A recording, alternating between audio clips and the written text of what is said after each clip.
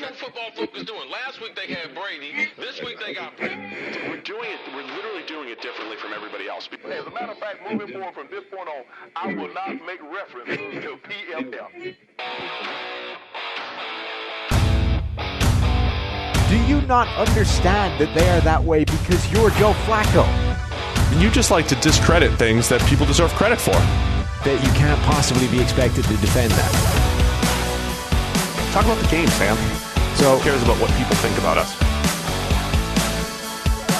Yeah, I like football season, and all the things that go with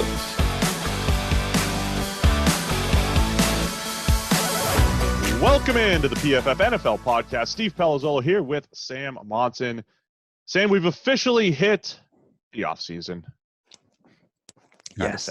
This is like the real offseason. It's not like there's no football being played. It's like there's no free agency or draft to look forward to as well. Yeah, right now nothing is happening anywhere. Yeah, it's free agent time, which means we've got a couple things. First off, we heard your feedback, NFC West fans. 6 of you, 2 of you, there's a couple of you, complained that we did rush through the NFC West draft coverage. They did, Sam. Yeah, well, we did. Some more love? Let's get the NFC West. We did. We had a hard out. So we're going to do a little bit more NFC West draft review. So we're going to start with that. Then we're going to hit on some news. All of the fifth-year options for the 2017 draft class, they had to make a decision. The teams, do we want to pick this guy up or let him hit free agency after this year? A lot of declines, including 4 of the top 5 picks in that draft. We'll go through all those players, what it means, what Corey Davis can still offer teams going forward, even without the 5th-year option. We'll go through all of that, and then we'll hit on the question of the day, which went into the comment section or the review section over at iTunes, which you guys can also – do we want to keep that going, Sam, for free subscriptions? Yes. So free subscription, if you will read out a question, answer a question, rather. Read out and answer a question, in fact. The way to get us your question is to leave a review for the podcast in iTunes. Only this time, something we probably should have done last time, give us some way of contacting you. So leave us a Twitter handle, an email address, whatever it is you want. No phone numbers. Probably not a phone number. So, no, probably not that. But we will announce the winner for the question later at the end of this show, and we will give that guy a chance to contact us. But in future, give us a way of getting hold of you so that we can actually get you your free subscription. We dropped the ball on that one a little bit last week. We did. Anyway, appreciate that. So let's go through the NFC West again. I'll probably repeat a lot of the stuff I said the other day because I don't remember exactly what it was. Yeah. And you'll probably do the same. But let's go back through the Arizona Cardinals. And I think instead of just draft review, maybe a little bit of looking forward, what the depth chart means and how these guys are going to fit in. The Arizona Cardinals was one of our favorite drafts. As we said last week, DeAndre Hopkins was the guy that they traded with David Johnson for their second rounder, but their first-round pick, Isaiah Simmons, and third-round pick, Josh Jones, I mean, those guys are starting right away. Stealing a starting right tackle in the 3rd round is fantastic, and I just love what they did, and I know we talked about us loving their 2 years of drafts overall. Still some question marks about last year's class, but man, if those guys take a step forward, I'm loving where this roster's going. Have you heard anything since the draft that explains the fall of Josh Jones? I haven't. I didn't try digging into it. So the 2 things I tried to do digging into it was asking a couple people what's up with Josh Jones. A few more than a couple people. People that just evaluate offensive linemen said, I don't know. I thought he was a first-round player. And then other people who were actually like within teams are saying, I don't know, we liked him. Our guys liked him. More specifically, he was a top 32 player for us and all this stuff. So I don't know. I could dig into that further. It's also curious. During the draft, when everything is going on, like a whole round of fall feels like, this cataclysmic disaster that a guy's fallen like right out of the draft and what's going on. Whereas when you sit back and look at it and you're like, all right, a lot of people thought this guy was going in like the late 20s and he goes, in the early 70s. It's not that big a fall. Like it felt way bigger. It felt like this guy was falling for days and days. And it was a huge fall, but not as cataclysmic as it might have felt at the time. But that, I think, is the pick that makes this whole draft because obviously the trade is the thing that makes it generally, because you go into this draft not needing to chase a number one wide receiver. If they hadn't done that, their entire offseason would have been about trying to find legitimate weapons for Kyler Murray to throw to. You secure Nuke Hopkins in a trade, you get rid of David Johnson's contract, so it's almost cash neutral. It's one of the most lopsided trades in NFL history. It's probably the most lopsided trade since the Ricky Williams trade, where it's like, no, here, have my entire draft plus some stuff next year so we can select this running back. It's probably the most lopsided trade since that, including the Texans taking like a salary cap dump to get rid of Brock Osweiler. But that gave them flexibility because they didn't have to take a receiver at the top of the first round. They could essentially go best player available, which is what they did. Now, what really makes that is the other position that I think they must have been contemplating in the first would have been tackle. And everybody had this view that there's a big 4 tackles, and those guys are probably going to go high in the first round, and then you're going to be left scrambling around for the sort of the next tier in the second or in the third. And it's sort of what happened, except for us, the big 4 would include Josh Jones. We would have had him there above Mekhi Becton. Most people would have been the other way around. There would have been Becton, but then Josh Jones would have been the next guy up. But Austin Jackson gets, reached for in the middle of the first round. Guys like Ezra Cleveland in the second.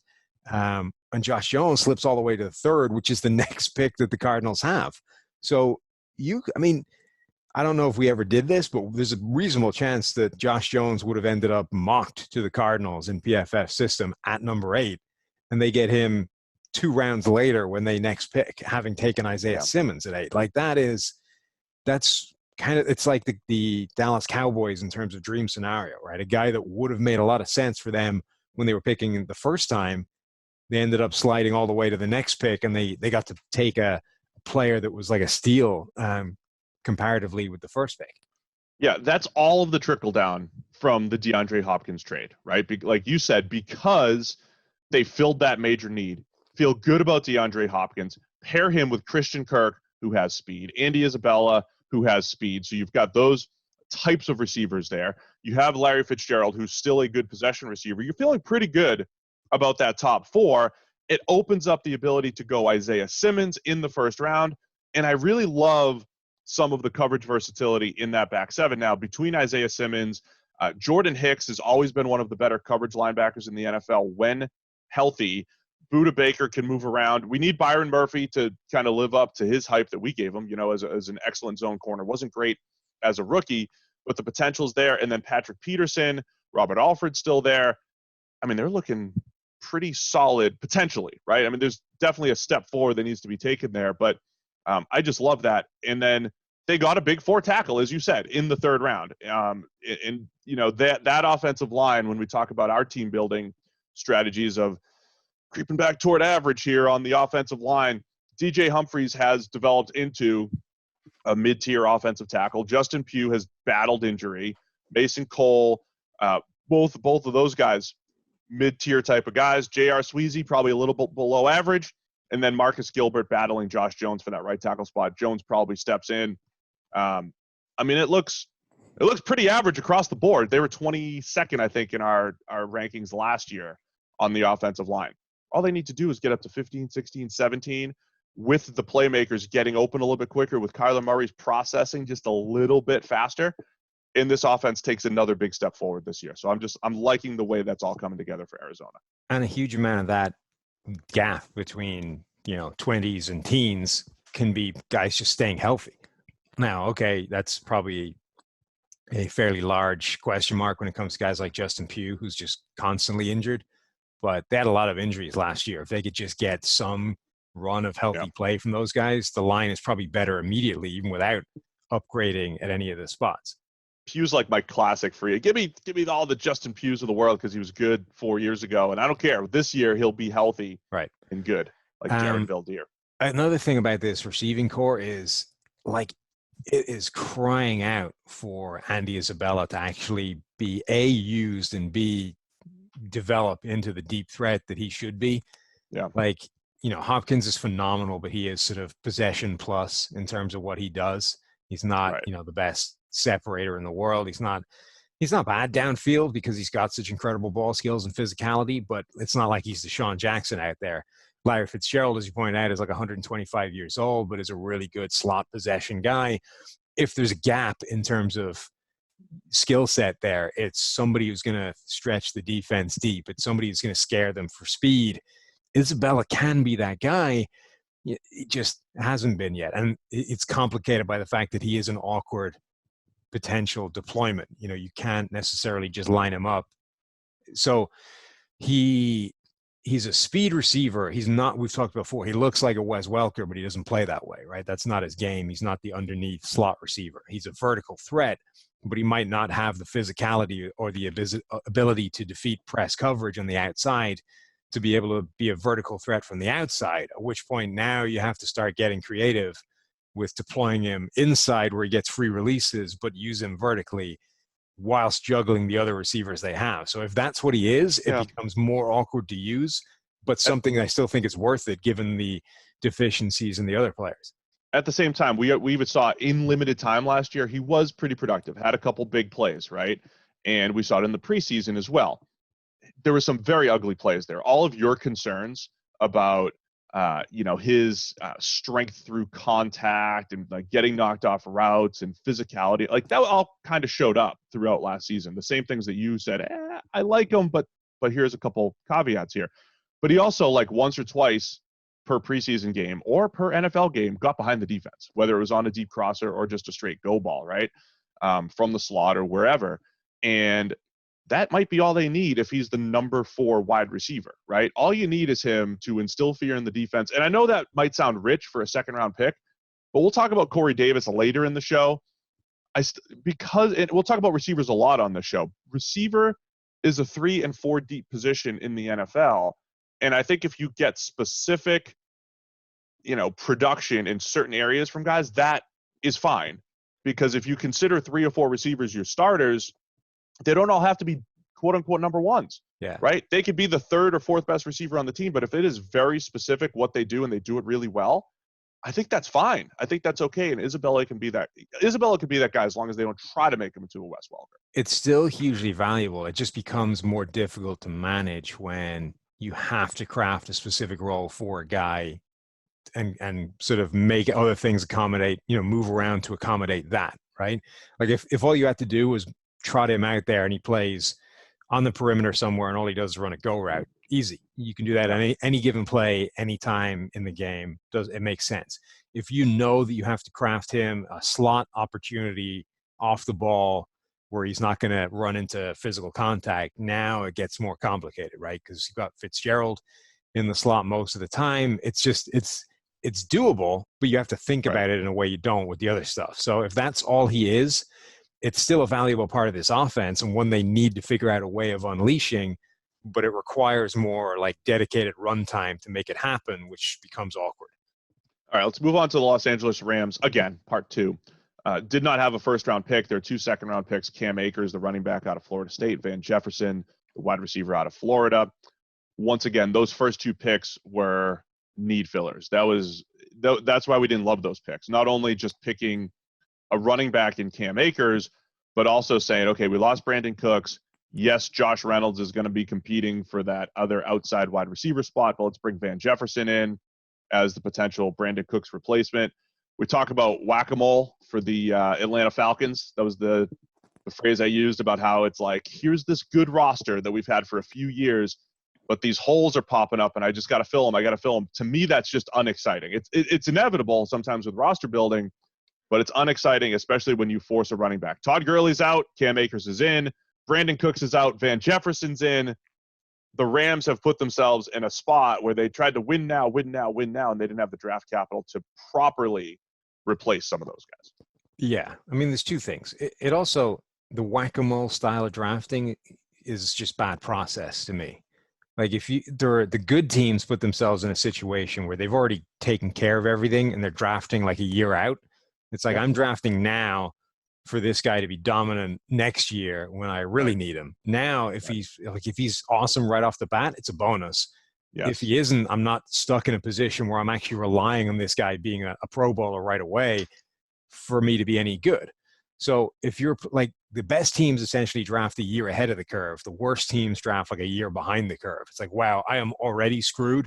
I need to get a player in the top of this draft to plug this hole to stop the leaking. So that's where the Rams are right now. So that, I think, just speaks to bad process right off the bat. And then the other bad process is coming to the conclusion that running back is your problem. That's just, on the face of it, absurd. You've got Malcolm Brown already there, who in plenty of his game time experience has outperformed Todd Gurley, right? Even when Todd Gurley was good, Malcolm Brown has come in and there's been not a noticeable difference. You've got Darrell Henderson, who was a guy a load of people loved when you drafted him last year. By the way, this is saying a lot about what they think of Darrell Henderson, right? And yeah, they're saying he's not the guy. But they're saying that because they had a garbage run-blocking offensive line. He didn't look good. You've got John Kelly, who was a guy that flashed in limited snaps when he got on the field. You've got, like, if your offensive line is good, there is absolutely no way that a backfield of John Kelly, Darrell Henderson, and Malcolm Brown isn't productive. But instead, you've come to the conclusion that our rush game, the run game, was not productive last year, and it's all because of the running backs. It's all because Todd Gurley's arthritic knee meant that he fell off a cliff and he's no longer the same guy. And all these other guys are just guys because they didn't do anything either. Like, well, I think it's in part that, but analysis. But they also are believing in the offensive line development. And I'm just going to explain. This is why I don't think it's crazy, right? So here's the issue. What they've done on the offensive line, their starters from left to right. 50-year-old Andrew Whitworth, still pretty good. Right tackle, not left to right. That's left tackle. Right tackle is Rob Havenstein. He has one bad year among 5, right? He's been really, really good. So you're expecting a bounce back there. So you're not going to necessarily replace him at right tackle. So tackles are kind of set. For this year alone, the interior are where the questions are: Austin Corbett, Brian Allen, Austin Blythe. But they've also drafted David Edwards last year, could play some guard or tackle. Bobby Evans last year could play some guard or tackle. Joseph Noteboom in 2018. They've invested a lot of mid-round picks on these guys. Of all the positions where, like, an Austin Corbett heading into year 3, Brian Allen year 3, Joseph Noteboom year 3, this is the position where guys develop more in year 3. So they're kind of banking on natural progression from the offensive line. Now, we've seen this work sometimes. Like with the Los Angeles Chargers, they invested heavily, Dan Feeney, Forrest Lamp, some other guys, and they just never figured it out. And then you're just sitting there with this hole year over year. So I think the Rams are just banking on the youngish offensive linemen on the interior getting better here in years 2, 3, and 4 for those guys. It's a little risky, but I think that's what they're saying. Hey, we've invested a ton in these guys the last couple of years. Right, but that's a reason to not invest in the offensive line, not a reason to invest in running back. The point is, if the offensive line gets better, the running backs get better anyway. So it's a waste of a pick either way. That's a good point. If you've determined that you don't need to spend capital on offensive line because you've already spent capital on offensive line, again, I would question the process, but fine. That's a difference of opinion, right? You can roll with that. And if you're wrong, okay, now you're in trouble. If you're right, fair enough. But there's plenty of other positions you could have invested in that would have moved the needle more than running back. There's players on defense who could easily be upgraded.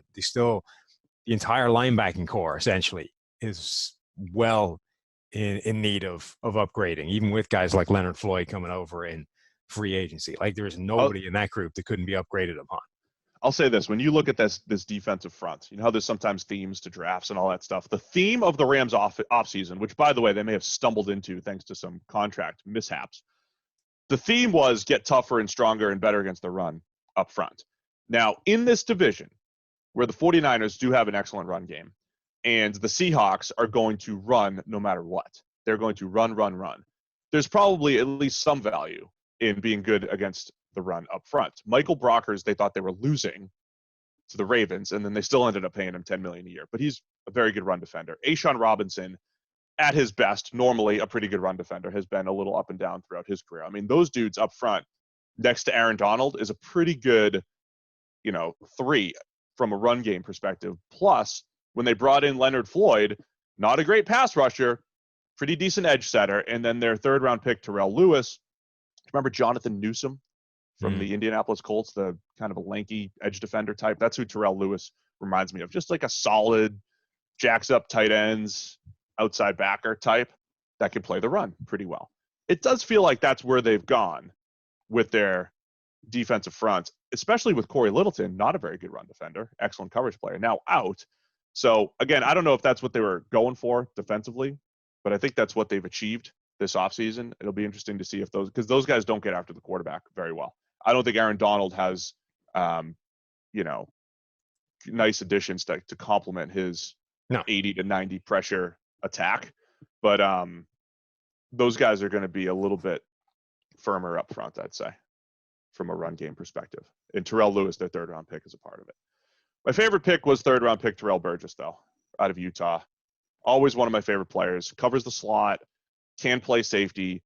The guy that had 0 penalties in college, had incredible patience at the line of scrimmage, patience at the catch point. Sam, we talked about this before, about how difficult it is to actually make a play on the ball and not interfere.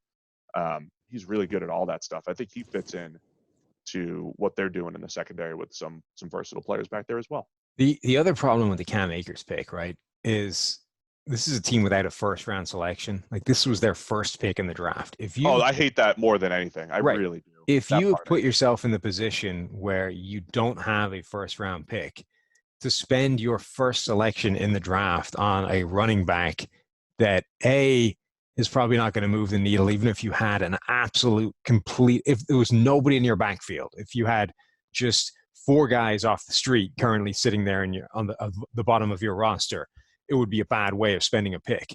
But you've actually got 3 guys that can probably play reasonably well at the NFL level, and you're still choosing to spend it on a running back. Now, okay, they had 2 second-round picks. Van Jefferson was 5 picks later, so it's not like that was their only pick in the first 2 days. But still, like, if you're in a position where you don't have a first-round pick, the first time you come up, you kind of need to be, grabbing a guy that's going to make a significant impact on you winning football games. And just Cam Akers is not going to do that. So I also talked to some Rams fans. I said, look, this is just a risky process, not having – I think it's going to be like 4 out of 5 years with because they don't have a first-round pick next year. It's like 4 out of 5 years with no first-rounder.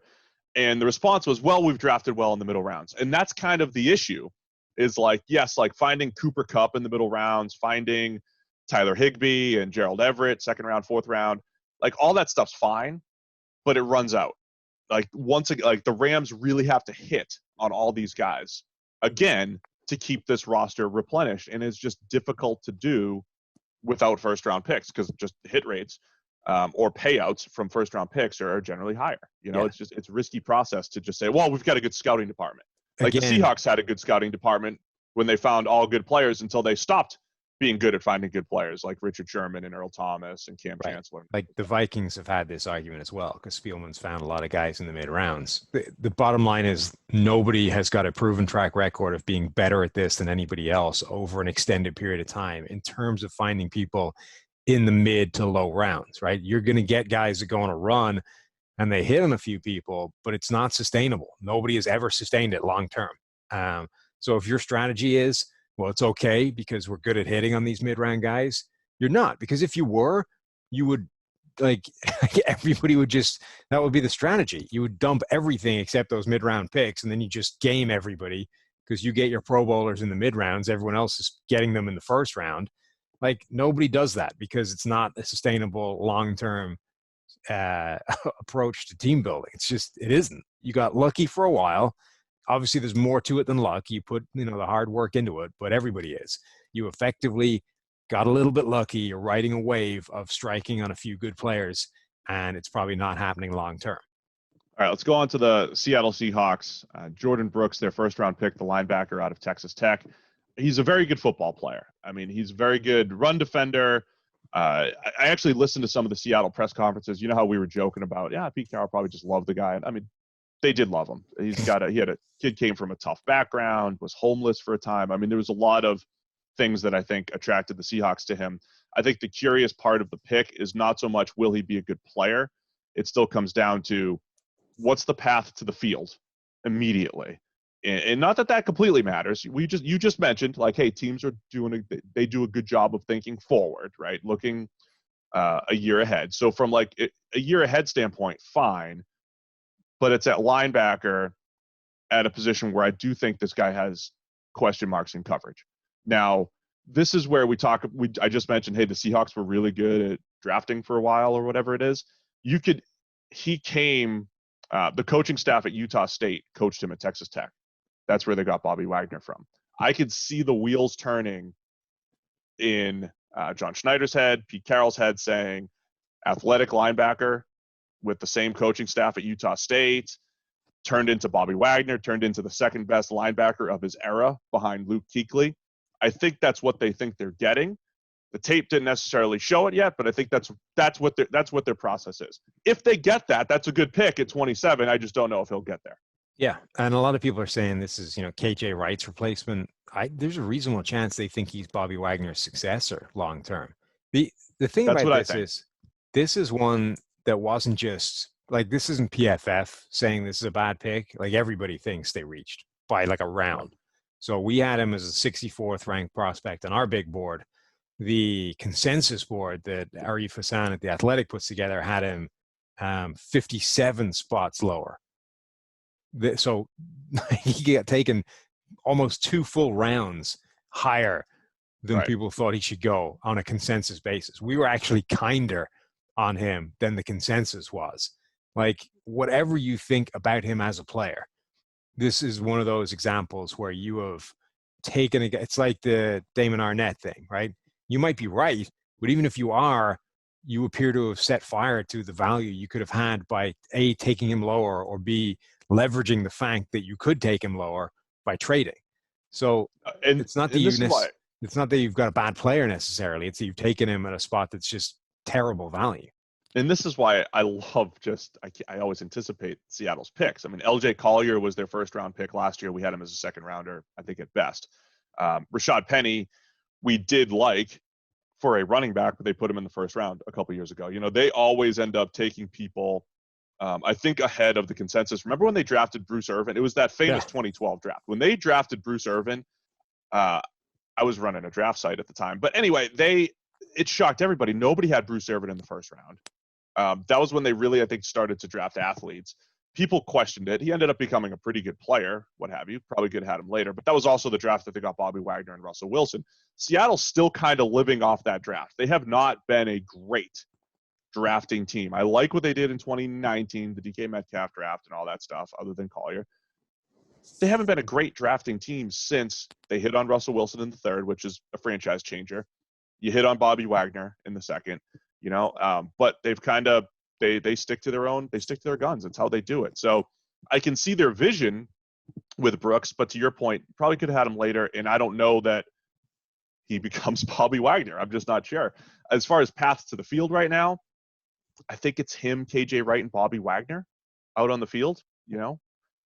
Brooks did play a little walkout backer in 2018 for Texas Tech. So there's some experience there playing in space. Cody Barton, they got in the third round last year, who, they seem to like. Ben Burke-Kirven was a solid college player. I mean, they're kind of loaded at a position at linebacker that you don't necessarily need to be loaded at. That's part of the point. It's going to be interesting to see this year if they do actually run more nickel. Last year, they were not even, teams are off as anomalies by themselves and some of these things. The Seahawks are in a different world compared to everybody else in terms of running nickel. Like, most teams were running nickel 75% of their snaps. The Seahawks were like, I don't know what they were under 25%. 65 or well, I mean, yeah, 65 base or whatever. Yeah, it was. They were like 25% nickel or something. So they're like a completely different world to anybody else. Their line was that their linebacker was their nickel.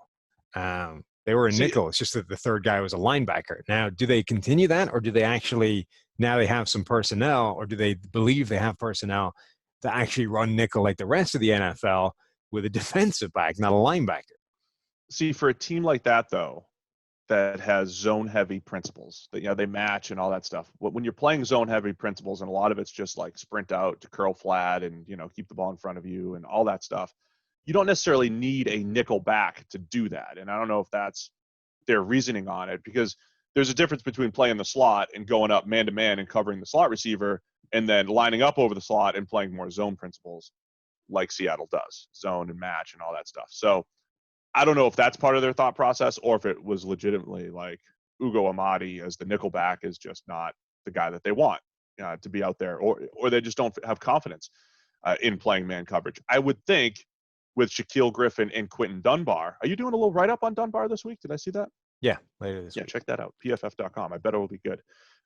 With those two guys at corner, they might want to play a little bit more man coverage, meaning you better have more of a nickel type out there, an actual slot cornerback out there, rather than just a linebacker if you're going to be playing matchups, right? So, that will be interesting to see. The two edge defenders that they got, Darrell Taylor and Alton Robinson, I don't think we had them that far apart. Maybe we did. Taylor a little bit higher. But I watched both of those guys, just good, solid players. I'll tell you what, though, getting an edge in the fifth like Alton Robinson, I think he plays. I think he sees some time. I'm fine with that. Damian Lewis is their big mauling interior offensive lineman out of LSU in the third round. So, I mean, the rest of the draft is just okay. They did mention at the press conference they felt like some of the offseason moves that they made opened them up to not necessarily fill needs. The Quentin Dunbar pick for a fifth. Was that what it was? A fifth, right? The trade? Steal. I mean, that is an absolute steal. Even if he's not the same career year type of guy that he was last year, I mean, that's just potentially a massive upgrade for what they've had there with Trey Flowers and others kind of rotating through. So here's an interesting thing I just pulled out using PFF Ultimate, Steve. Base personnel percentage. So we got these scatter plots, right? We show every NFL team on a graph. So base personnel percentage, the Seahawks they're the only team above the halfway axis. Yeah. And in this case, the halfway axis is at 30%, not 50. So they're the only team above the halfway axis, which is 30%. They're at like 57 or something. Wow. And I plotted it against explosive plays allowed in the passing game just for giggles. And they're the second worst team in the NFL at explosive plays in the passing game. So, and the other team that is the worst was the Arizona Cardinals, who were the second highest team in terms of base personnel or percentage. So I'm maybe run some more nickel. Well, so I'm trying to talk my way into it. Maybe this is their strategy, blah, blah, blah, blah, blah. But if it is, it isn't working. But the answer should be, do you remember when Charles Woodson, he changed from corner to slot / linebacker / strong safety. Like he lined up over the slot and he just did it all, right? He had 3 different skill sets rolled into one, kind of like what Antoine Winfield always did.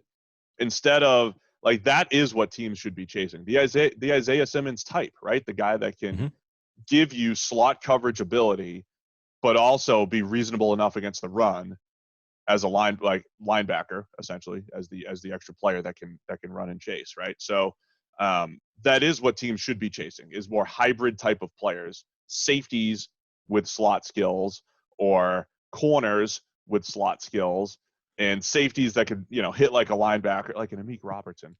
But they should be chasing more hybrid type players if that's what they want, rather than taking linebackers and making them do difficult things. You do it over 2 years, the Seahawks are still by far and away the most in terms of base personnel percentage, and they're also still the second worst team in the NFL in terms of explosive plays allowed. So if that is their strategy in terms of, hey, it's his own principles, a linebacker can do it, it isn't working. It's not working, yeah. Maybe change it up.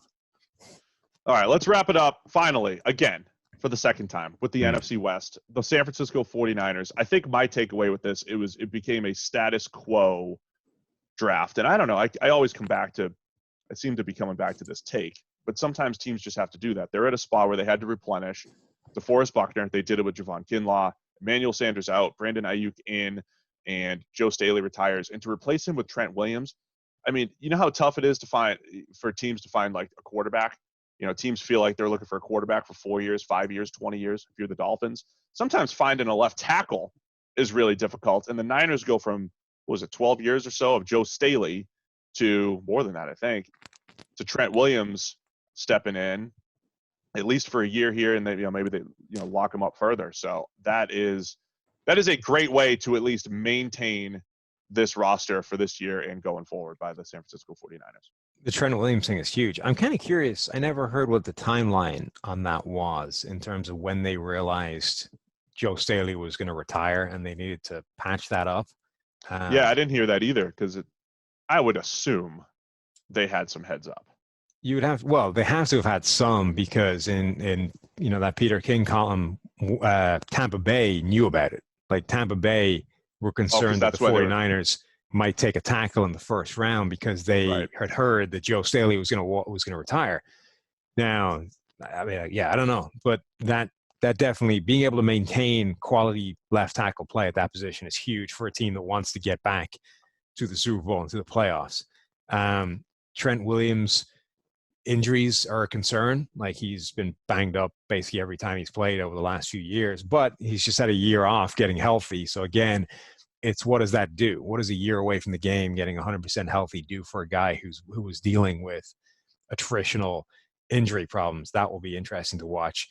Their draft is essentially those first two picks, right? It's Javon Kinlaw in the first round and Brandon Ayuk in the first round. And they didn't pick again until the fifth because of the trades. So it's really what you think of those two guys. I think Ayuk is perfect for their scheme. I think given the receivers that they could have been chasing, I think he makes the most sense for this Shanahan offense. He's got enough speed to be the player that everybody was trying to mesh them with Henry Ruggs, but he's also got this crazy run after the catch skills. He's a lot more physical. Like he's a bigger guy than that. So I really like that as a connection. And then the Javon Kinlaw thing, like in isolation, I don't think it's a bad pick. I just don't love the process around it. And I'm never wild generally, even if you move past the process of John Lynch suggesting that it was because Seattle had some big mauling offensive linemen. You didn't like bigger. That part of the process? I mean, the overall process, I liked it as far as flipping DeForest Buckner for 13 overall. I mean, I really didn't like that part of the process, which is, hey, Seattle have some big offensive linemen. We got to get, bigger. Yeah. But I'm never in love with any process that essentially leaves you having to replace a proven commodity that you traded away with the pick that you traded away for him. Yeah. I just don't like that as a strategy. I understand that you get cheaper and, when you phrase it in an interesting way, which is you get it's like an investment. You get X years of playing time out of that first guy, and then you flip him for something almost the same as what you spent on him. So from that way of looking at it, it's like a net zero, or a net positive even because of the playing time you got out of him. But you then have to try and replace that guy with the same pick. And that's just risky because the draft is still such a crapshoot. Even in the first round, the strike rate is not good enough to rely on that being a net win. Yeah, I liked the process because I didn't think they were going to be able to pay Buck. They can't pay all those defensive linemen, right? And there were rumors that they wanted to trade down beyond just the one pick, right? They went from 13 to 14. There were rumors that they wanted to trade down. There was this scenario where they traded DeForest Buckner for 13 overall. 13 turned into 2 picks, maybe 3 picks, and it was like, okay, wait, you just got rid of DeForest Buckner, who you couldn't pay, and you're going to get 3 picks in return. And if one of them is an interior defensive lineman, great, then you replaced him. But there's also 2 other picks in there, which they need because they didn't have a pick rounds 2, 3, and 4. Now after they traded for Trent Williams. So I thought that there was better process to be had there, potentially. Javon Kinlaw as a player, though, similar, 6'6", can rush the passer, super explosive off the line of scrimmage, and he reminds me more of Marcus Stroud, but, that's just – I don't know if people remember Marcus Stroud, athletic 6'6" guy. The way Marcus Stroud played, it was him and John Henderson, 6'6", 6'7", defensive tackles for the Jags. They got up and down the line of scrimmage. They almost looked like linebackers. Stroud, in particular, was really quick. That's how Kinlaw moves. Like, he just gets up and down the line of scrimmage in a hurry. So, good player who will fit into that defensive line, and I'm all with you as far as Ayuk being a good fit. Now, are you buying Kyle Shanahan saying that he was their top receiver? Like, he's saying that he was their top guy. Now, does that mean, like, at the time when they drafted him at 25? I could definitely believe at the time. There's no way he was the number one wide receiver on their entire board. Yeah, but certainly the fit. And here's the thing. Like, I always talk about teams having, like, different guys to do different things. But his skill set is kind of similar to Deebo Samuel as far as, like, they are animals with the ball in their hands. I think Deebo's probably a cleaner route runner. But when you have now 2 guys who are so dangerous in space, plus George Kittle, plus guys like Raheem Mostert, who are really, really fast in a very unique, well-schemed-up running game, you really don't know who's carrying the ball on a given play. And even if it's just Deebo for 2 or 3 a game and Ayuk for 2 or 3 a game, You've got the running back by committee. And then, oh, by the way, George Kittle is running behind the defense all the time too. It's really tough to defend. So picks that keep defensive coordinators up at night, I give them the big thumbs up. So Niners only had 5 picks in the draft. I think the one other interesting pick was wide receiver Jawan Jennings from Tennessee. We had him much higher on the board. There were some off-field concerns that we found out about a little bit later that are still a concern, which is why he ended up in the 7th round.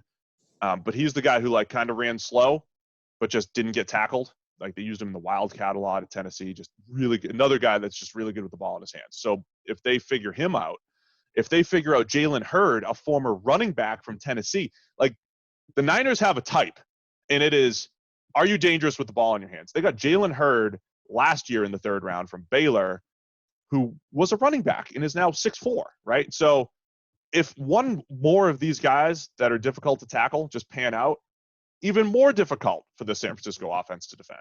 Yeah, I got to say, I didn't love Juwan Jennings' tape at all. So I could easily see him sliding way down the draft. But like a gimmick, but as a gimmick player more than a pure wide receiver, is because he was not athletic at all, but he was just a guy that people didn't tackle well in the Southeastern Conference, Sam.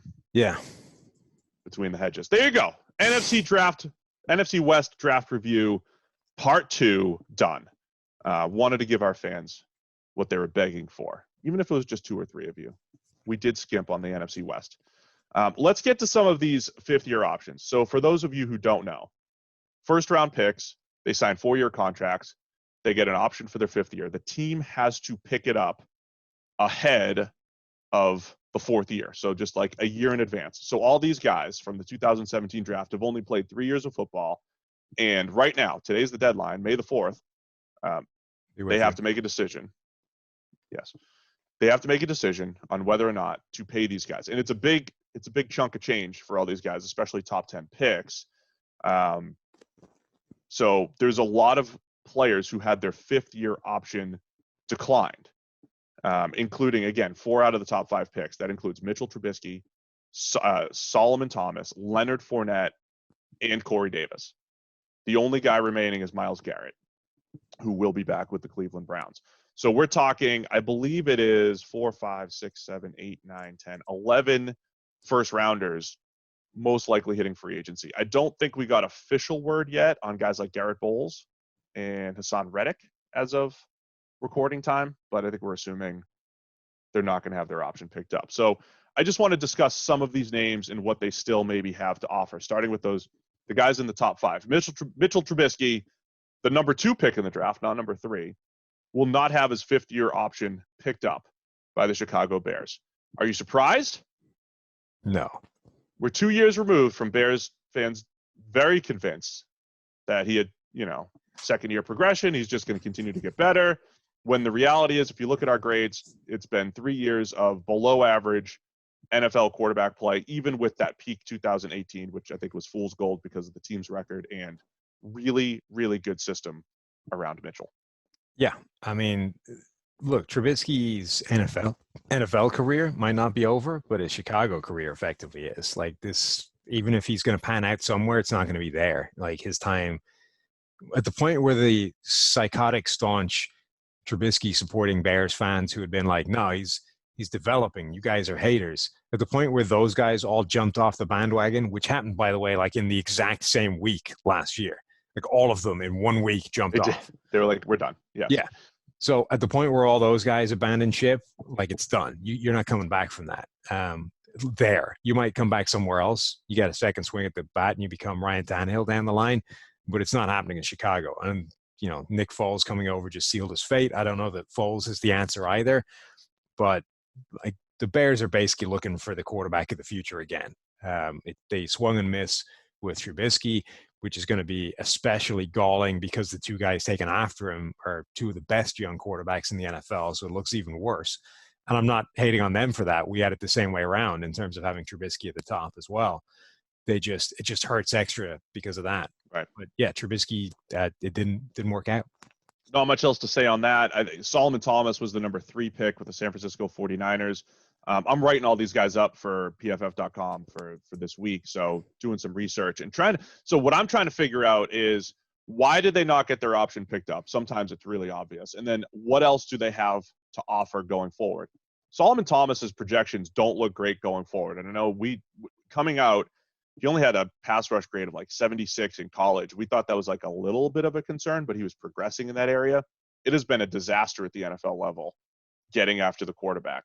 Yes, he played out of position playing off the edge, but even when he rushes from the interior, he's better, but still pretty much below average compared to his peers. So Solomon Thomas, I think at this point, looks like a journeyman, and that's not great for a third overall pick. Why? So he still has never been given the role that he had in college. I don't understand teams that take a guy that was really good at doing X thing in college and ask him to do Y thing in the NFL, and then watch him be terrible at that all the way and never change, never go back to X, right? Like, I get projecting a guy to somewhere else in the NFL makes some sense. If you believe this guy has got a skill set to do something different than he did in college, and it's more valuable or it's a better thing, and we're going to give him a shot at that. But if it doesn't pan out, why wouldn't you go back to the thing he was good at in college? Why would you just say, no, we're going to continue plowing this furrow regardless of how many, buried landmines it runs into? Like, go back to what he was good at. He was good at lining up inside and shooting gaps, penetrating the offensive line and getting into the backfield and causing problems. Now, you're telling me that, the data at the NFL level, even when he is inside, is not good, but also a huge amount of that is like, it's the amount of opportunity stuff again. Like, if you're spending your entire life in a 4-point stance, just sort of absorbing and not getting it, like when you finally get the chance to shoot, it's not the same as getting 300 snaps to do that. So that is where he could potentially be salvaged. Okay. So he does have, when he's just playing 3 technique, a 67.4 pass rush grade, which is way average. better than which is average. It's also 10th. So I took all the edge defenders that have done that, all the edge defenders that kick inside and do that. He's 10 out of 32 in 3 years. So that's pretty good. That's above average for edge defenders, but there's also interior defensive linemen who also do it at a higher level. So from an NFL standpoint, you might have some value there, right? Overall rushing in between the tackles, his grade's like 60, not good. When rushing from the edge, you ready for this, Sam? Yeah. 50.8. Yeah. Which is 151st. Right. He's bad. I don't have him doing that. But then here's the other issue, though. Against the run in the interior, he's terrible as well. And that's where he was awesome in college. My theory on that is that in college, he had really good block awareness. He knew where guys were coming from. He could shed them. They've got him lining up in this 4-point stance, and he's just flying forward. So, he's not using his recognition skills. I think he's a pretty good play. He's pretty good at diagnosing plays, which is why he was one of the top run defenders in the nation a couple of years ago. So but this is the issue, right? He plays the run well on the edge, but can't rush the passer. He rushes the passer better on the interior, but can't play the run right now the way he's being used. He's Frosty Rucker, guys. If anybody knows Frosty Rucker, the dude had an 8 to 10 year NFL career as like a 300 to 500 snap rotational player. Like, that's what Solomon Thomas is at this point. But think about how much alignment is affecting those things, right? Like, he's better defending the run in the position he plays the most at, i.e. the one he's used to and understands how all blocking works there. But he's better rushing the passer, which is the sort of natural instinct thing where he played in college, right? So in theory, if you just played him inside the whole time, he would then be better against the run because now he's playing there all the time and understands how the blocking schemes work inside constantly, as opposed to just on the few snaps a game he gets deployed there, and he can rush the passer better there because that's where he's better doing that. So I just think not all of his problems, he may never be worth the draft pick that he was picked at, but he becomes an immediately significantly, needle moving better player by just being aligned where he played in college. And I have no idea why this team is so insistent on not doing that. Because they have better players there, I think is what happened. I mean, they just have their defensive line is pretty good. Here's the thing with Thomas. I think he's a rotational player at this point in his career. You could try to salvage it. There's other guys on this list that are salvageable or have better roles. Thomas just, I don't think, is on the high end of that. But he's the classic example of, even if the 49ers can never find a way to make it happen, a team should immediately jump on him when he gets out of San Francisco, move him to 3 tech, and see what happens. So once again, to be clear, all of these guys will be with their current teams next year, other than, Charles Harris got traded from the Miami Dolphins to the Atlanta Falcons. The Falcons now have 2 edges who won't have their 5th-year options picked up.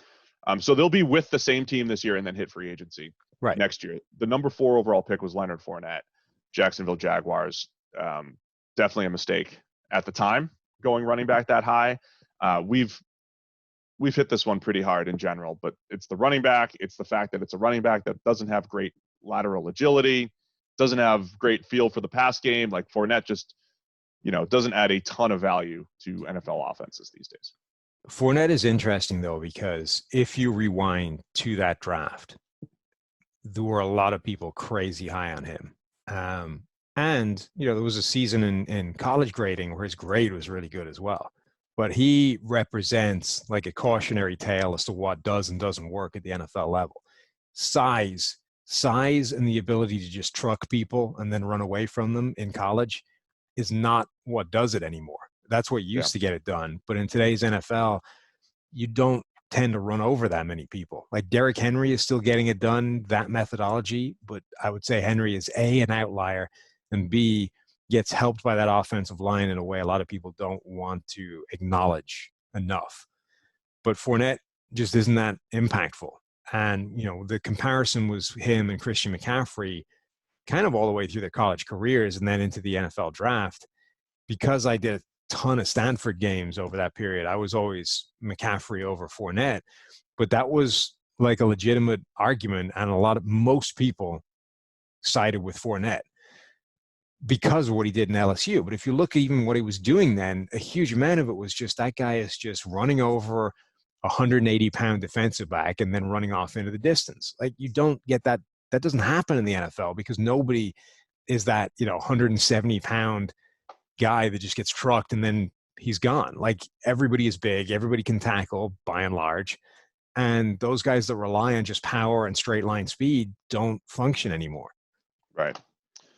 So Fournette, they were trying to trade him. We talked about what the trade value would be. Like, I can't imagine it would have been higher than a 5th, even around draft time. So I think Fournette plays out the season, hits free agency. He's not going to, make Derrick Henry type of money or anything. Like, Henry was franchised, but he's not going to. Henry would make some money on the open market, I think. I don't think Fournette's getting overpaid. Corey Davis, the number 5 overall pick. We've had a lot of fun with this because he was my bold Hall of Famer. He was my bold take. Again, for people that don't remember, I was asked for a bold take day before the draft. I loved Corey Davis as a prospect. I said he'll be a top 10 receptions guy of all time. Just right? 1,000 reception guy. What's the current tally? How far away are we? He's at like 157 or something like that. But he's done some of his best work in the playoffs, that one game. So, that doesn't count in the tally. So I was grinding Corey Davis film all weekend again, just to kind of catch up. What's gone right? What has gone wrong?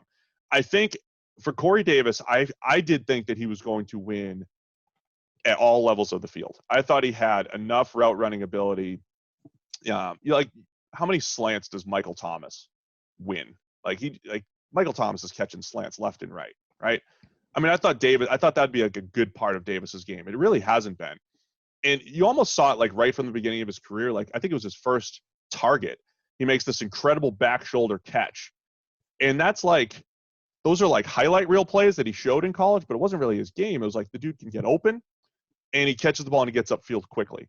So I think the issue with Corey Davis is he's essentially become this like vertical route tree guy. Pretty good on back shoulders, pretty good on deep outs, but he's not a great deep threat, so to speak. So he's not going to win on straight go balls. And he's not great on underneath stuff. So he's not going to catch a bunch of slants and turn 8 yards into 15 or 20.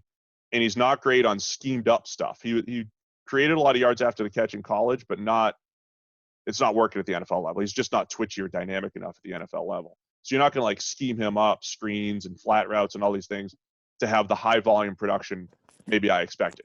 Now, that is not worth. So all of that is not worth picking up his 5th-year option, paying him a ton of money because he's not a number 1 wide receiver.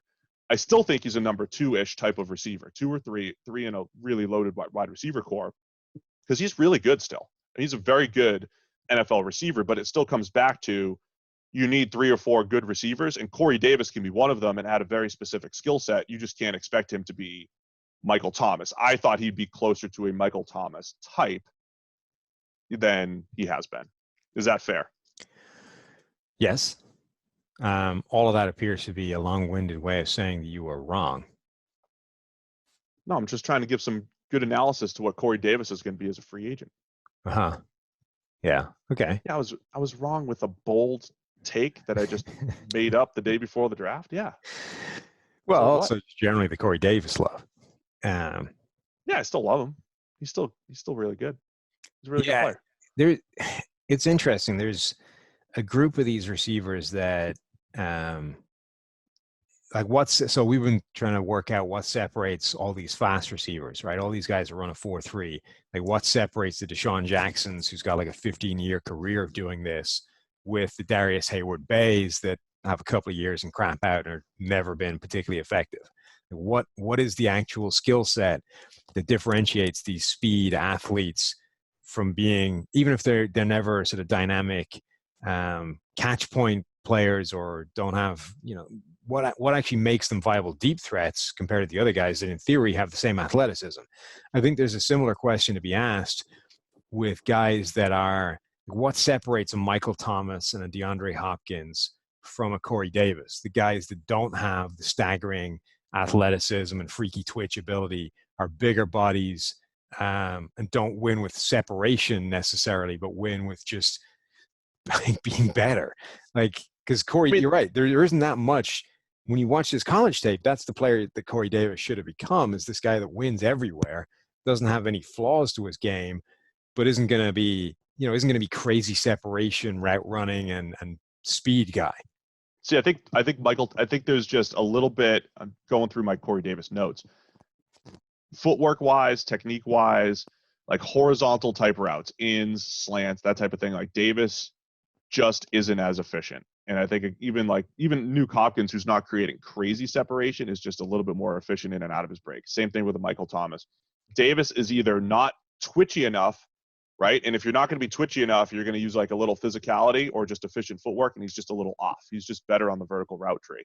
It's just funny because receiver is such a tricky position because there's a lot of nuance. There's nuance to every position, but this one in particular.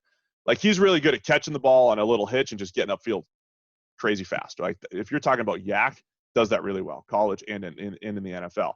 If you give him the ball on the flat, it takes him an hour to get going, right, to get upfield. So there's just like certain parts of his game, usually laterally driven, where Davis just isn't as dynamic or isn't as good as he could be. But I think he's a good complementary piece. So he's going to hit free agent. Like Solomon Thomas is going to hit free agency, and I'm going to say he's my number 6 defensive lineman on my team. Corey Davis is going to hit free agency, and I'm going to say I hope he's my number 3. I hope I'm good enough that he's a number 3 or a low end 2, which has a ton of value in the NFL, right? Because he can still do specific things. Then you have a guy like John Ross, who's tough to figure out too, because he's got the 4.22 speed. And my issue with trying to figure out what separates these guys, usually it's quickness, right? He's got plenty of quickness. Remember, he put a Dory on the ground in college. Ross has been tough to figure out. It's been injuries, some weird start with Cincinnati where they moved him to corner for some practices as a rookie. I mean, it's just been this weird, I don't know. I'm still looking for my Deshaun Jackson, so I would take a shot on John Ross because he did show it in college. I don't think he's a different body type from Hayward-Bay, but like Hayward-Bay was always like clunky catching the ball, and he looked like a pure speed guy. Like, I still think John Ross has something maybe to salvage. John Ross he's a player that I don't think is as fast as the 4.22. Obviously, but it showed up in college, right? Like when he ran fast, it was like, okay, we saw this in college. That's cool. Don't double count it. Sort of, though. But I don't think anyone ever thought that this guy was going to break Chris Johnson's record. There are certain when you're in the 4.2s, and particularly the low 4.2s. That's angle breaking speed, right? That should be immediately visible, as this is different from even fast guys. Like, I've only seen 2 or 3 players where they're so fast that it completely screws everybody's angles every play, because your brain can't change. That stuff is automatic. Your brain can't change that over the course of a game. Like, you're used to a guy, when he sets off, you know where he's going to be in 6 steps time. If a guy is demonstrably faster than every other human, he's going to be somewhere else, and you can't recompute that. That's just learned muscle memory that you can't fix on the fly. Randy Moss did that. Chris Johnson did that before injury started to slow him down. And this guy broke Chris Johnson's record. So he should be, on every single play, screwing with defenders' leverage and with their angles in a way he just doesn't. He's fast and he's quick. Like he said, he wrecked Adoree Jackson off the line in college. So he should still be a, Deshaun Jackson-esque type of player. But I don't think he's as fast as that 4.22. So I think that's part of it is always sort of setting people off on a slightly misguided path as to what he should be. But I think he should still be a fast, like, game-changing weapon that he hasn't been for most of his career. It is funny. I was looking at all, like, when I was studying Corey Davis, Corey Davis too, he just kind of like lands in like the middle of the pack. He's just solid at a lot of things, right? Catches the ball well. He's solid at intermediate, solid down all of it, right? So I'm looking at all the deep receiving grades, and John Ross was at like a special point at the bottom of the list, below everybody else, right? I mean, that would be the big concern, right? And as much as I love having that deep threat, there's also a ton of evidence that actual production down the field has. I mean, speed is like the 50th thing on the list that matters.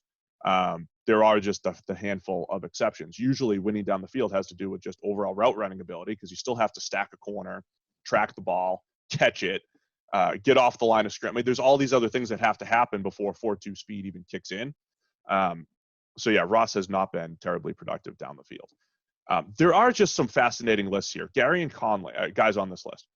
Gary and Conley. And I think the theme of this thing is, I don't want to pay these guys crazy money, but they still have a role in the NFL. So Gary and Conley, his splits are crazy, right? He's already exhausted things with the Raiders. He gets traded to the Houston Texans. If you just look at press coverage situations, he's been a top 10 to 15 corner over the last 3 years, just in press. He's only played 2 years, really, 18 and 19, played a handful of snaps in 2017. Just in press. And coming out, we were like, hey, he's more of a press man type of guy, doesn't have great zone instincts. So he's, I think it's like 11th in coverage grade in press and 80th overall during that time. Yeah, which, by the way, is like the entirety of the Ohio State corners, right?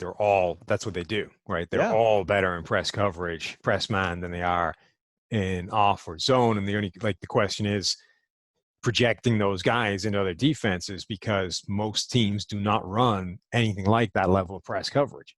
Yeah, and even the teams that play press the most, New England, now the whole Belichick tree is playing a ton of it, right? New England, Miami, the Lions, you still only talk actual press man maybe 40% of the time, 35% of the time. Actual man's a little over 50.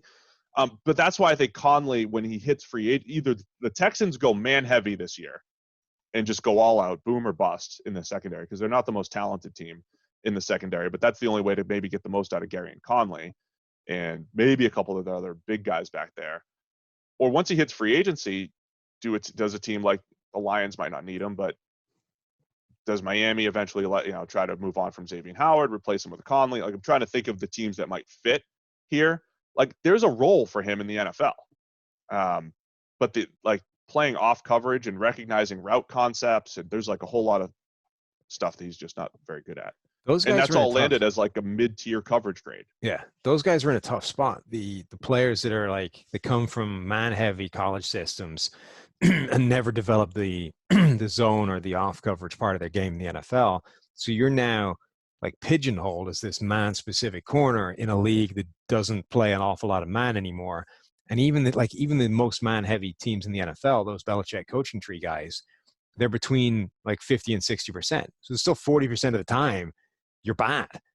And a lot of the Belichick stuff's game plan. Like, you got to play cover 2, you got to play cover 3 this week. We're going to play quarters out of nowhere in the Super Bowl. You have to be able to have that that game plan versatility.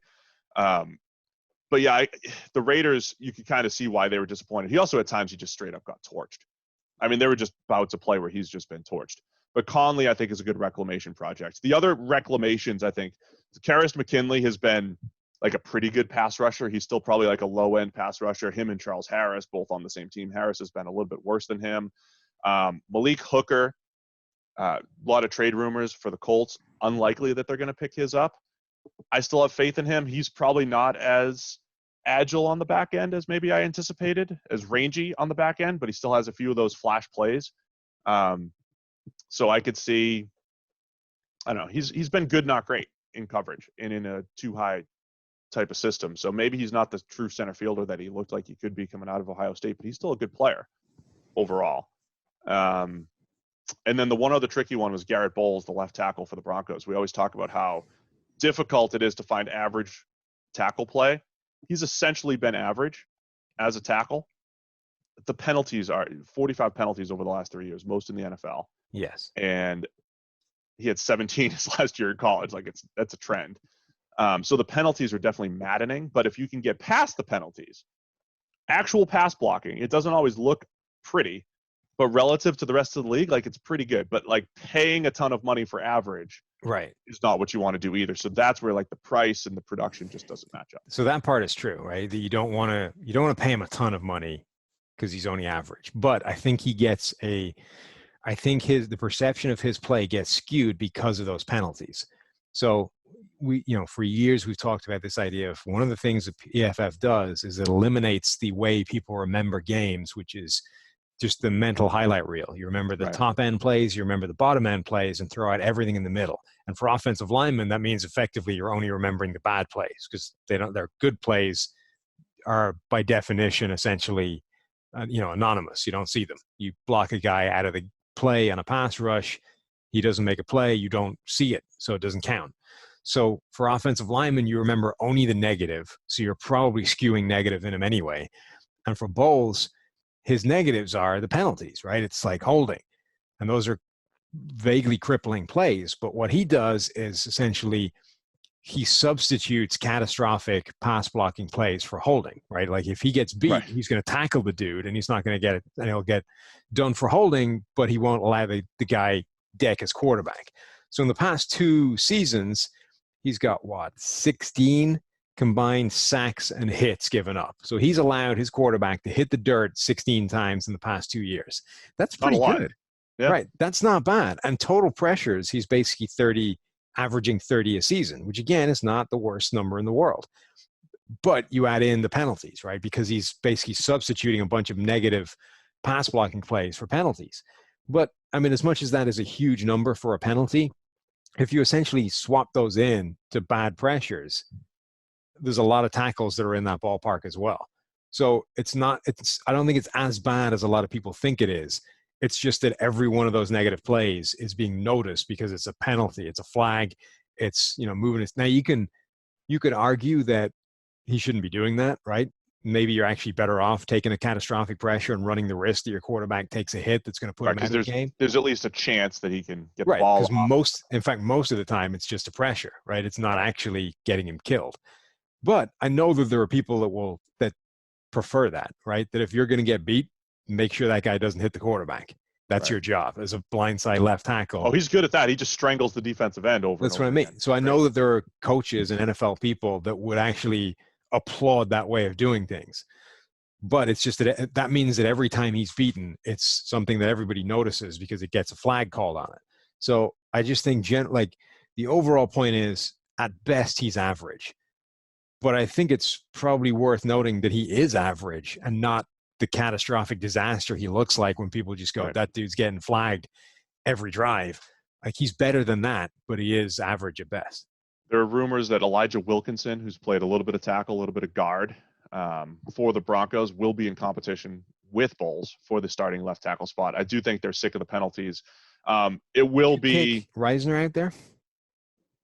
I would give him a shot because our theory on, try tackle until you fail. He is a monster guard. I mean, what's he like? 6'5", 6'6", 3+. Yeah, we'll have to get the actual dimensions, but he's a big boy. And dimensions. he had some ugly, clunky reps, 6'5", 312. But he's just crazy strong. And he didn't get challenged a ton in the Big 12. The numbers were really good. He had some ugly reps against speed rushers.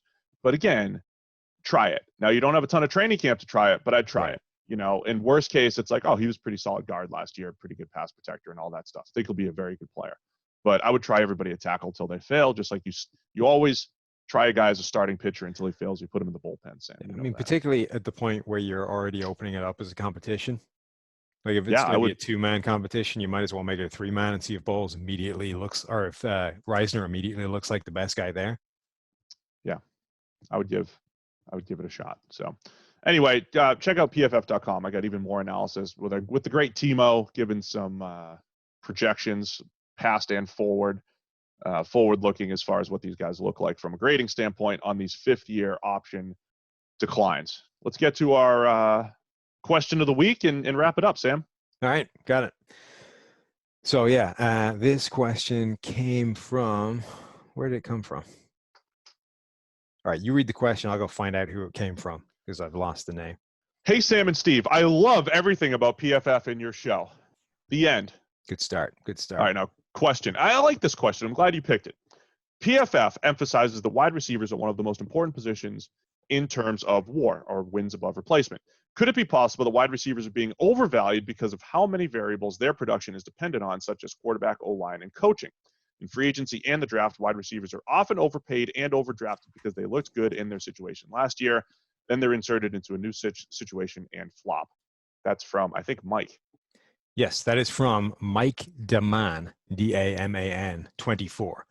So you're going to have to email podcasts@pff.com and convince us somehow that you were that guy to earn your free subscription. I don't know how you're going to do it, but Smart. I have faith in you. So Mike, leave your Twitter handle or something so we can give you a free sub. Give us something that convinces us that you were the guy that left that iTunes review question. And in future, anybody else wanting to win needs to actually leave a handle so we can contact you rather than vice versa. All right, let's get to his question. It's a great question. Do you want to start or do you want me to? Well, why don't you give it a shot? Okay, so I do think wide receiver obviously has some dependency on situation because usage pattern. Do you play in the slot? Do you play outside? Do you play, like we talked about with Corey Davis, right? What types of routes are they asking you to run? Are you the X, the Z, all that stuff? There's dependency there. There's dependency on the quarterback actually throwing you the ball to actually produce. I think in part, we have to look at these things like bets. This is what I'm learning a lot from our analytics stuff, right? So when we talk about taking receivers high in the draft or saying you need receivers, it comes back to what is the payout when you have them and how many do you need, right? So you need to have 3 or 4 good receivers, I think, to maximize your offense. So you have to take more shots at them. Therefore, they're inherently more valuable. Then it's kind of like if I give you $50, let's say $100, right? If I give you $100 to spend on a wide receiver or a defensive tackle, if the defensive tackle hits and he's good for your football team and he does everything you expect, you'll probably say earn $100, right? You get $100, you put up $100 and you win, you get $100 back and you feel pretty good about your defensive tackle. And there's a pretty good chance that that's the case because you can evaluate defensive tackles a little bit easier and it's good. Now, if I give you $100 to spend on a receiver, because of all the other situations we talked about, it is more difficult to feel good about the projection, right? There's a lot of things that have to go right. But the payout might be, say, $200, right? So the WAR, I'm not saying it's a clean 2-to-1, but the payout is higher. Now, there's a chance you're going to lose your money along the way, but because you need so many wide receivers, because you need at least two to be good, you'd like to have 3, and it'd be great to have 4, because if you've got 4 good wide receivers, man, your passing offense is humming, and you're probably scoring a lot of points. You have to take some more of those chances. So you might lose a bunch of bets along the way, but the payout, if you try to 2 wide receivers equals 1 defensive tackle, essentially, right? You just need to hit on one of those wide receivers to earn the same payout as the interior defensive lineman. Does that all make sense? Are we getting there? Sort of. Yeah, I mean, I think the part of the question that's interesting is, are we overvaluing them because, if you get guys overdrafted or signed for big money in free agency because their situation was really good last year and they then stink in the new situation. So I think what that is I don't think that the league is good enough yet at understanding all the various elements of play, right? And being able to, therefore, once you understand them, project what it's going to be. That's one of the big parts of all the back end PFF stuff, whether it's your critical factors and PFF IQ, whether it's the R&D guys and the data analytics, is using and leveraging all this data to be able to predict things far more accurately and be able to hand this stuff to NFL teams and say, all right, here is how you take a guy in situation X, project him to situation Y, and see what he's going to be, rather than basically trying to guess from, your understanding and the tape study of what you've seen, how that works. That, in theory, should make drafting more efficient. It should make free agent flops less frequent and all these kinds of things. But I think that's almost independent from this idea of correctly valuing wide receivers, right? It's, yes, they're definitely dependent on a bunch of things, but you should be able to take a guy and extricate him from his surrounding and position him somewhere else and understand what he's going to bring to the table. And it's a case of, if you identify the things that are driven by the wide receiver, like the separation, the ability to get open, the speed, if you figure out the things that he's bringing to the table as opposed to the things that are being manufactured for him, that ability is incredibly valuable and worth, taking high at the top of the draft, worth giving huge money to in free agency, et cetera, et cetera. But if A, you're being misled because of the sort of supporting cast or the other things that are influencing it, or B, you don't have a quarterback, which is the overriding factor on anything, it doesn't matter. So it's almost like a two-part thing. I don't think we're overvaluing wide receiver, but I think in order for that value to matter, you need to understand that the receiver is the thing driving the production and that you actually have a quarterback. Otherwise, nothing matters. See, that's a good point, because we always keep coming back to this idea that 20 quarterbacks in the league are in this quote-unquote middle tier, and that the only way to maximize their production is with incredible receiving talent around them. And we've seen that. We saw Dak Prescott be the, second most productive quarterback in the league last year by our numbers. We've seen Andy Dalton. We've seen a lot of players elevated by rolling 3 and 4 deep with playmakers, right? So if we think, right, it starts with this, we think that you win by passing the ball and stopping the pass. Mm-hmm. And to pass the ball efficiently, the best path to success is an elite quarterback. Okay, if you don't have the elite quarterback, the next best path is to have a middle tier quarterback and really good receivers, right? So this path to pass game success does flow through the receiver talent. I think it's a great question. It's one that I think we continue to wrestle with. And I'll just say this too. The payout at receiver, the payout at corner, even though it's harder to predict sometimes, the payout is so great that you have to take more shots. And I think as evaluators, we all have to change our tune a little bit about hits and misses and say, well, this team missed on all of these players. And, what's your hit rate? Oh, it's 60%. Well, who cares if the 60% that you hit on are all defensive tackles or guards or, box safeties, right? Those guys are easier bets, so to speak, right? It's okay if you only hit on 1 out of 3 players if it's at the most valuable positions, and the payoff from that one might equal hitting on 3 lesser positions. The other thing is we saw the reverse of what happens when you don't have any of these impact players, and they're as valuable by their absence as they are with their presence, right? Like the Patriots last year basically didn't have any impact receivers, and that made everything look terrible. It made Tom Brady look bad. It had a knock-on effect of making the offensive line look bad. Like the lack of quality, viable receivers in New England made the entire offense fall to pieces and collapse like almost immediately.